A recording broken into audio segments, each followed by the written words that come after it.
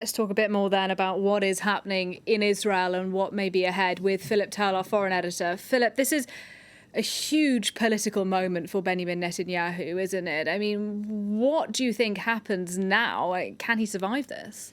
Well, first of all, Benjamin Netanyahu is the longest-serving prime minister in the history of Israel since 1948. He's been around. First time he was elected prime minister was in 1996. He desperately wanted to come back to be prime minister again last year. The only way to do that was to get into bed with the far right and with the religious parties, and this is really a result of that, because their objective is basically to annex the West Bank and to overhaul the judiciary, as we've been seeing here, so that the Supreme Court doesn't have the final say and it's the government who names judges. And that has been a no-go plan from the start. This has put Benjamin Netanyahu in the middle, which means he now faces an impossible choice. Either he does away with that reform, or if he keeps it going, he will lose the support of the parties that are keeping him in office and as prime minister, and there will be fresh elections. Remember, we've seen several elections in Israel over the past few years. This could be just yet another one on the horizon. If he doesn't do away with that reform, what we will see is the country drawing to a virtual standstill. That's been upped even more today with the announcement by Histadrut, which is the main trade union in Israel, that it's calling for a general strike.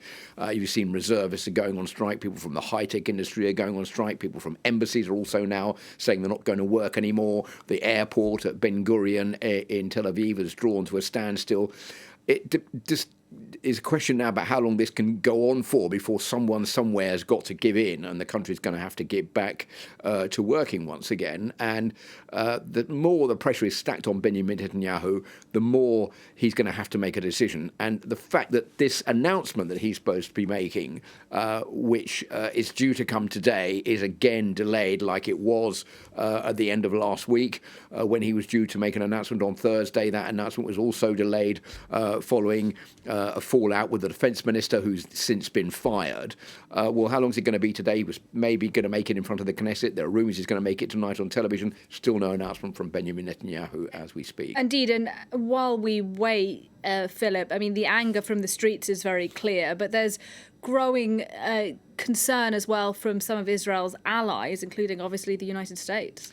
Well, President Biden has talked about this a couple of times, and he has emphasised that there needs to be a compromise amongst the Israelis to find some kind of way forward. That is what the political parties in Israel itself are also saying. You can't just push ahead with a reform that doesn't have the backing of the majority in parliament or the population. We need consensus on this. This is not a consensual move by the Israeli government, this decision, which the opposition are saying is basically doing away with checks and balances in Israel, and it's going to be a serious handicap for the future of democracy in the country.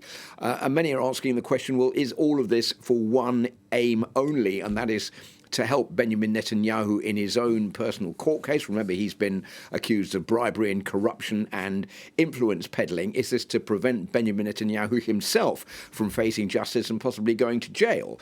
So all of these questions remain, as we speak, without answers. But you can see by these images behind me of the growing protests that are taking place in Israel that the situation is becoming almost untenable for the Prime Minister. Philip Turle, thanks very much.